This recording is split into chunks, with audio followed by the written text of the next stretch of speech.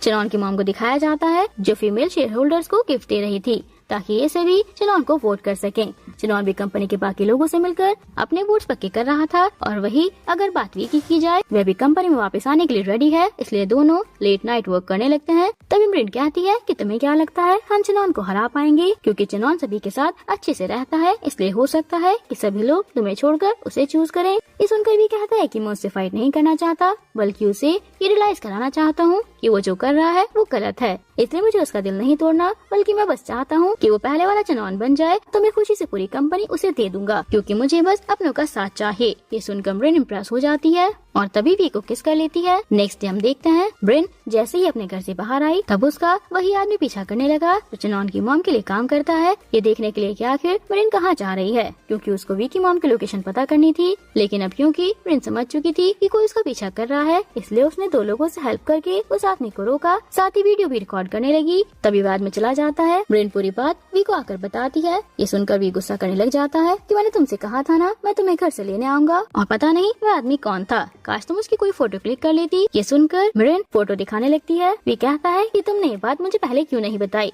तुम्हारे पास पूरी वीडियो है। तो वो कहती है कि तुमने मुझे बोलने का मौका ही कहाँ दिया। ये सुनकर भी कहता है कि देखो ऐसे गुस्से वाला फेस बनाकर मुझसे बात मत किया करो, क्योंकि ऐसे करते हुए तुम काफी ज्यादा अगली दिखती हो। और तभी ब्रेन को हक करने के लिए कहता है अब हम दोनों साथ में कंपनी चलते हैं। जिसके बाद हमें कंपनी का सीन दिखाया जाता है जहाँ चनॉन सभी शेयर होल्डर्स का वेलकम कर रहा था। तभी तनाया आती है और कहती है कि सब कुछ कैसा चल रहा है। चनॉन उसे बताने लगता है कि 90% लोग हमारे साथ हैं, सिर्फ 10% को छोड़कर, इसलिए तुम देख लेना जीत हमारी ही होगी। ये सुनकर तनाया खुश हो जाती है। फाइनली मीटिंग स्टार्ट हो जाती है जहाँ सभी लोग आ चुके थे। तभी ग्रैंडपा आ जाते हैं क्योंकि उन्हें चनॉन की इस मीटिंग के बारे में कहीं से पता चल गया था, इसलिए उन्होंने पहले चनॉन को गुस्से से घूरा, मगर फिर तभी चुपचाप अपनी सीट पर बैठ गए ये देखने के लिए कि आगे चनॉन कहना क्या चाहता है। फिर जैसे ही चनॉन ने सभी से पूछा कि क्या आप सब लोग मुझे इस कंपनी का सीईओ बनाने के लिए रेडी हैं, तो ये सुनकर ग्रैंडपा शॉक हो जाते हैं। बाकी सभी इससे पहले कुछ कह पाते तभी एंट्री होती है वी की कि मैं तुम्हारे इस फैसले से एग्री नहीं हूँ। चनॉन शॉक रह जाता है। ग्रैंडपा वी को देखकर खुश होते हैं।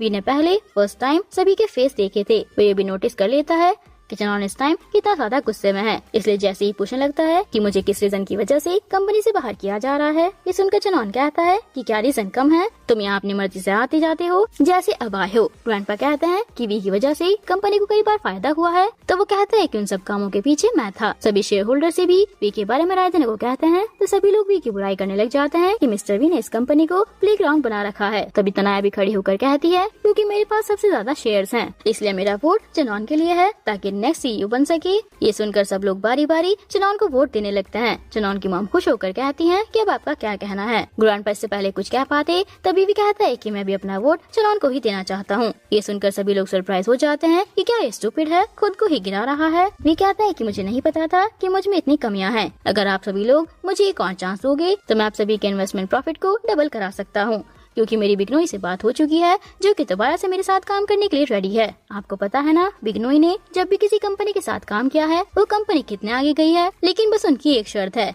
कि वो सिर्फ मेरे साथ ही काम करेंगी। ये सुनकर ग्रैंडपा वी को सपोर्ट करने लगते हैं कि हमें वी को एक और चांस देना चाहिए, इसलिए मैं अपना वोट वी को देता हूँ। कुछ को वी की बात सही लगती है, इसलिए वे वी के लिए हाथ उठाने लगते हैं। जो लोग नहीं उठा रहे थे तब उन्हें ग्रैंडपा ने उनके नाम से पुकारा, इसलिए उन सभी ने भी हाथ उठा लिए। चनॉन की माँ भड़क जाती है कि मेरे बेटे ने पूरे 10 साल इस कंपनी को दिए हैं, लेकिन आप तब भी उसे सीईओ नहीं बना रहे हो। तभी एलिस भी चनॉन को सपोर्ट करने लगती है, लेकिन चनॉन इन दोनों को चुप करा देता है और कहता है कि मैं ग्रैंडपा के फैसले को एक्सेप्ट करूंगा, क्योंकि मुझे देखना है कि जो भी इतने सालों में नहीं कर पाया अब इतने टाइम में कैसे करेगा। तभी ग्रैंडपा को गुस्से से देखते हुए वो यहाँ से चला जाता है, जिसके पीछे तनाया, मॉम और एलिस तीनों भी चली जाती हैं। नेक्स्ट सीन में ग्रैंडपा वी के साथ बाहर आते हैं और पूछते हैं कि आखिर तुम कहाँ गायब हो गए थे, क्या तुम्हें अपनी मॉम मिल गई। ये सुनकर भी हैरान हुआ कि आपको कैसे पता ग्रैंडपा। ग्रैंडपा कहते हैं कि मुझे सब पता है, क्योंकि जब तुम गायब हुए थे तब तुम अपनी मॉम और सेक्रेटरी के पिक्स के साथ गायब हुए थे। तो भी कहता है कि इसका नाम मरीन है, मॉम भी मिल चुकी हैं। ये सुनकर ग्रैंडपा खुश हो जाते हैं और पूछने लगते हैं कि क्या वो ठीक है।